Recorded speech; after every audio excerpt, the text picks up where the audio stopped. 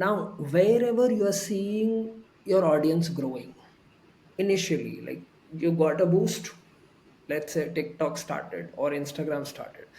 So I would say just go Instagram heavy or TikTok heavy, whichever is functioning for you, whichever is performing the best, just start doubling down on that and keep the rest of the things going, because you just need your presence on one platform initially. Like you reach that 100K 200K mark on one platform, you can start translating that into a different platform, or you can start going to, start creating your own email list, or subscribers on your website.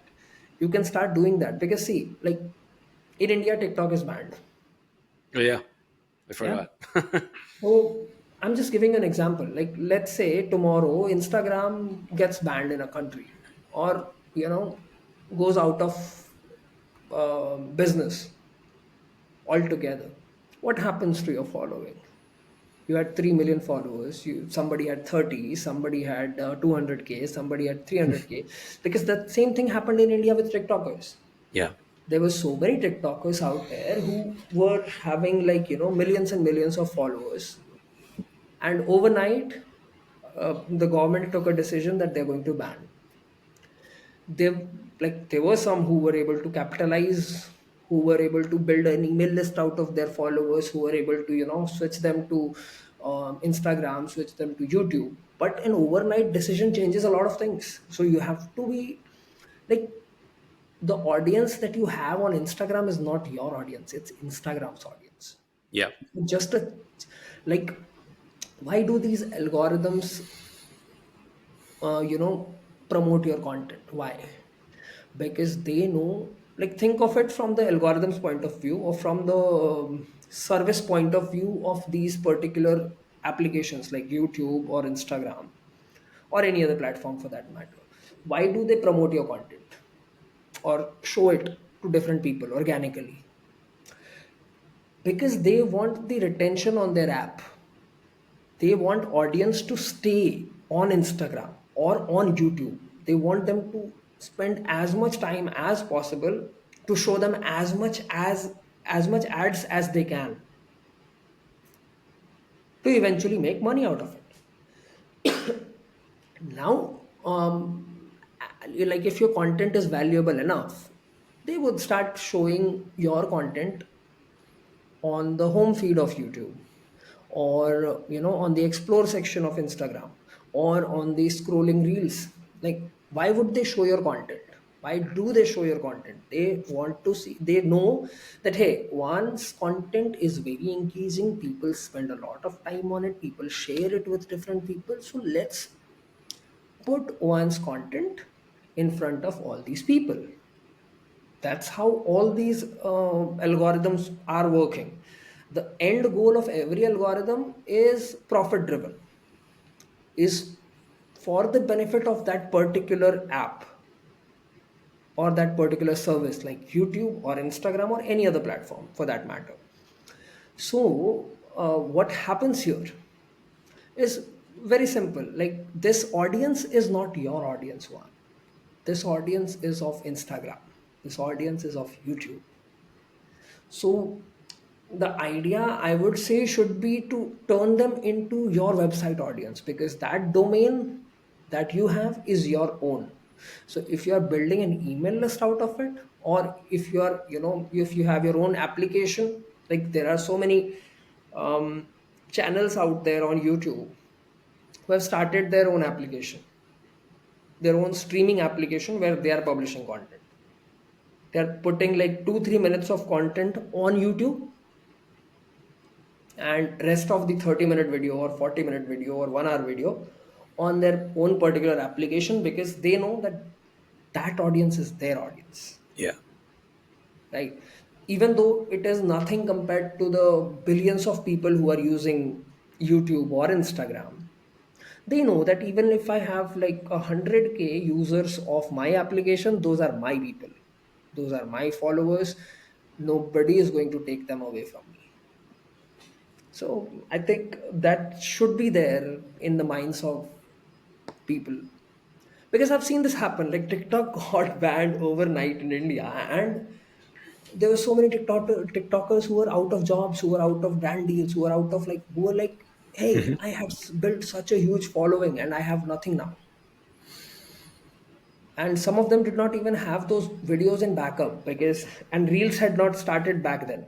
So Oh there yeah, was, sure. so reels came into picture after a very long time, like maybe 2 3 years down the line. So TikTok was not there, shorts was not there, and reels was not there. So short form of video content was nowhere to be found, right? And all these people were like out of everything. They were like, hey, I mean, obviously it would make you sick, like, you had a platform built, you had an audience built on a particular platform, and then everything just Yeah. disappears overnight. Yeah. I mean, we at Nomu have detected that trend, and that's why we've built, the solution that we built for our basketball client, which is like their own ecosystem. They already have a really big community, and it's Mhm. basically their own ecosystem in which people can share their passion for, in this case, basketball, but it could be anything else. It could be education, it could be health, it could be anything, and people just share content that they can create. They can play mini games, they can get rewards. So we've kind of seen that trend of, yeah, we have these many followers, but are they our followers? Like, not really. They're on Instagram, and they see maybe one of our videos, but the next video might be of something that doesn't relate to what we're putting out, Yeah. so we've kind of seen that necessity for those more niche platforms in which people are like, all right, man, I like basketball, I'm going to download this, because on Instagram, yeah, I might be on the NBA's Instagram, but then I dumb scroll on the reels, and I've spent an hour, and I'm like, oh shit, I came in here to look for basketball, and I've been looking at animals and cooking videos, and you know people going out to restaurants, and I'm really not that interested in it. So I think that necessity is is kind of getting covered, and also with the possibility of getting rewarded for being there, which Instagram or YouTube, they kind of reward you kind of psychologically in the short term, but I think medium to long term, when you stop using those apps, you feel like shit. When you spend like an hour, let's be clear here. When you spend an hour browsing on reels, you feel stupid. you Yeah. know. The guilt is real. Yeah. Yeah. I would say like somewhere it's very unethical of these platforms as well. Like if you actually think about Oh yeah. LinkedIn, for example, like let's not forget LinkedIn here. LinkedIn is also part of the all these social media, platforms. So like you would have seen this badge on my LinkedIn where it says Top Voice Digital Marketing. Now, what is that? Think about it. It is me training their AI, right? They want their AI to learn about different aspects of all different, all these different fields. So, just because I'm helping them out, they're giving me this badge. How do you earn this badge? Who earns that badge? Who can earn that badge? Anybody, Yeah. right? If you answer a certain number of questions, I don't know how much that number is, but if you answer a certain number of questions in a span of 60 days, you get that badge. So, what should it say? What should the badge say? Like, if it was being very truthful, it would be, AI trainer or volunteer AI trainer. I volunteered, I'm not getting paid for it. But how are these people luring us into this? That, hey, if you answer, you get this badge, this really cool badge.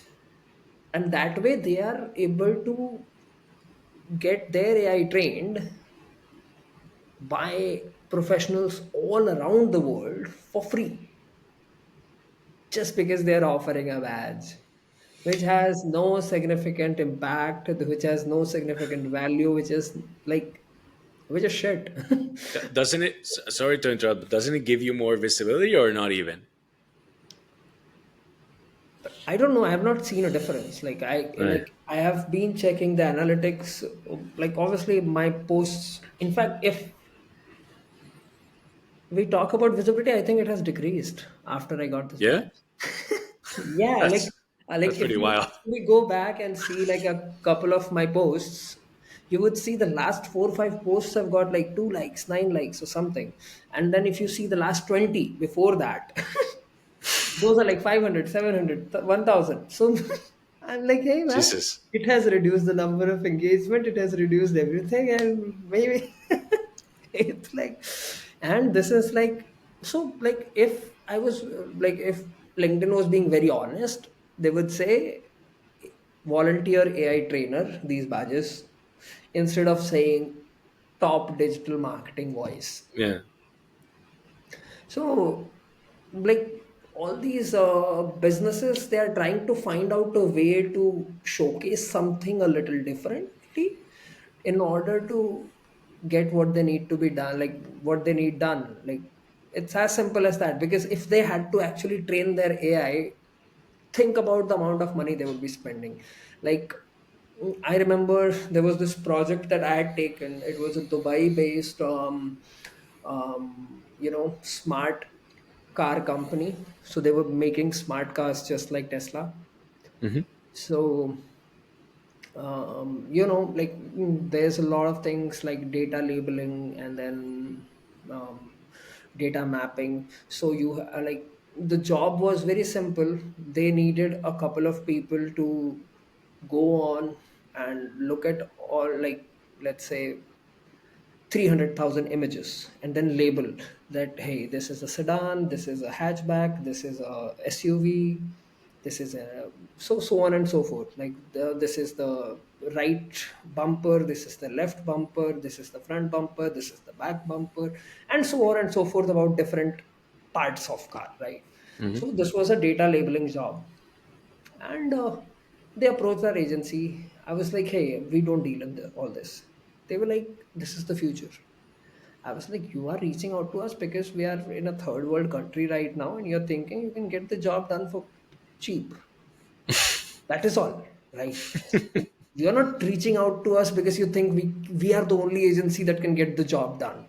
In fact, this is not even under our portfolio of work or our area of work. Like we do deal in social media marketing, in SEO, in Google ads, Facebook ads, and whatnot. Now Yeah. data labeling is nowhere, there. Like we do website development and all, but like this is something completely out of our area of expertise. So they were like, all we want is for you to hire like 10 interns from different colleges. Tell them that we'll give the certifications from our end, you can give the certification from your end as well, and these interns can start labeling the data, and they'll get an AI certification and what. I was like, okay, how much are you willing to pay? Because you want to explore, right? As an Yeah. entrepreneur, that's like always, like even if it's not your area of expertise, you're like, hey, more exposure is always good, Yeah. Yeah. Yeah. For sure. and more money is always good. So I started inquiring. So they told me that, hey, we were paying this company this much, and but they were not able to do it at scale. So we are ready to pay twice the amount, but we want it to be done at scale. Like we want at least, because they had a lot of data, like 300, 400,000 images to be labeled for every part that was visible, so that they could train the AI. Hmm. So overall cost of that project was around, I mean, somewhere between 200 and $300,000, right? Now, if you think about it, that was just a small aspect of all of it. Because think about the answers LinkedIn is getting every day, right? Here, the number of images were finite. It was 300, 400,000 images, and these people were paying us around $0.6 for every image. Hmm. So the overall amount went around 200, $300,000 in between somewhere, right? So it was as simple as that. But here in this case, every day they are getting like 100 to 200,000 answers. Even if you put it at 1 cent, think about the amount of money these people are saving. And what are they giving you back? A badge, which is like, like it's like, I don't know if, like, Tony Blair, you have heard that name, Tony Blair? Yeah. Yeah. He was kind of the puppet prime minister of the England. So it's as simple as that. Like, the value of prime minister at that particular time in England was nothing. So that is the same thing with this badge. The value is officially you are the prime minister, but you have nothing in Yeah. your command because queen is the queen and queen takes all the decisions. And I think this is very interesting. All these insights that you're giving us, but I want to get to what do you think is the future for these type of platforms, the LinkedIn's, the Instagrams, the Facebooks, the TikToks of the world. X Elon Musk is trying to make his own version of WeChat in China, which is like the app for everything there. So his plans are kind of clear. He wants to introduce crypto too. He wants to do a lot of wild shit, AI. He wants to do everything in that app. Yeah. So, what do you think is the future for these type of apps? Like, obviously we would see a change. We would keep seeing changes, like, Instagram introduced threads. um, Instagram introduced notes, so you can now post notes on different posts, right? So they'll keep trying new things, they'll keep doing that. But as far as I see things, Instagram is going to kind of go obsolete, just like Facebook. uh, Not in the near future, like not in the, like, when I say obsolete, I mean not many people are going to use it. Like, Yeah. even today Facebook is also, like, we consider it obsolete because we are not using it. There is a large portion of this audience that is not using it, but still there are people who are going to use it.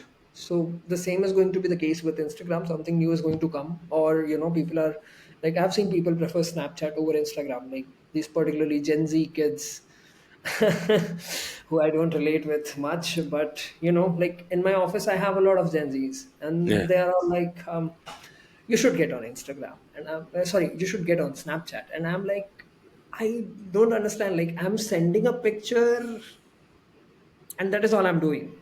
And how is it benefiting me or you or like whoever? Like, how can I send 100 pictures to 100 different people every day to just continue the streak? Like, I don't get the point. So obviously it's so new to me. But then I can see these people are so engrossed with these streaks that they are continuing, and there are, like, there's something called snap score, and there are people out there who have like millions and millions of snap scores, and I'm like, hey, that's strange. So yeah, something new is definitely on the way. Like, I think YouTube is going to survive.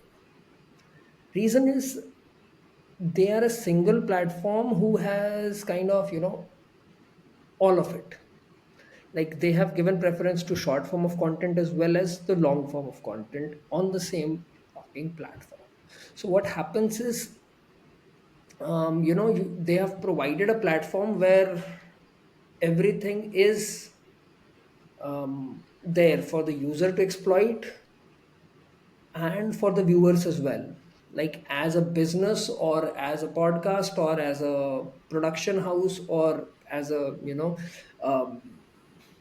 music production company or whatnot, whatever I am able to put out shorts to get more and more engagement from different types of people. And then I have long form of video where I can get like so the shorts are going to lure people in, and the long form of video is going to keep the people engaged. Yeah. So I think that's going to stay.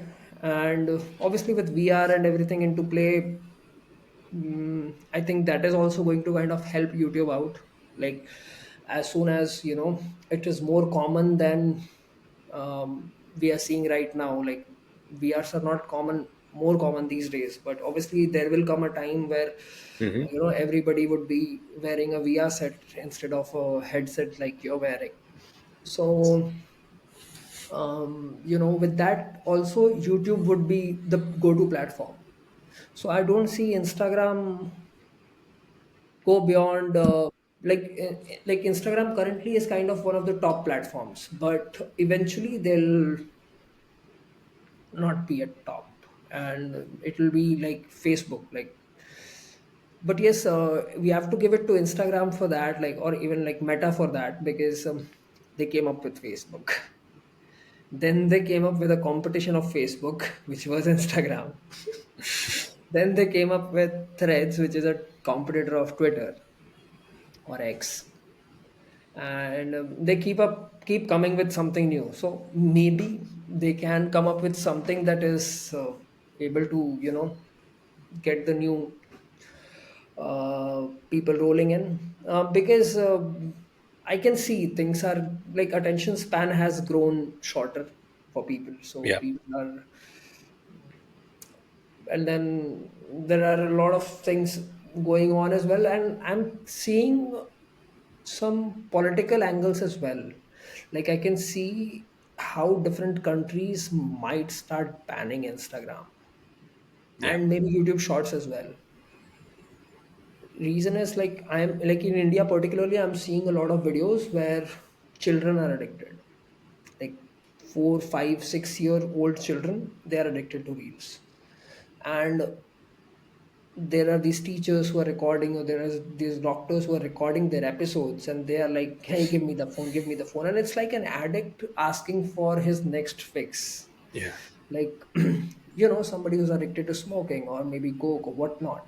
So like I'm not sure if you've seen an addict, but like the way they crave for it and the way they start like throwing things out. And so I'm seeing those type of videos on Instagram every day now for the last 2 3 months.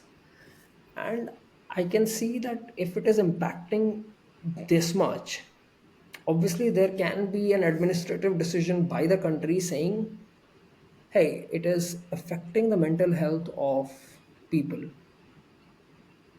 especially the younger minds who are going to be the future of this country. Yeah. So I can sense it coming.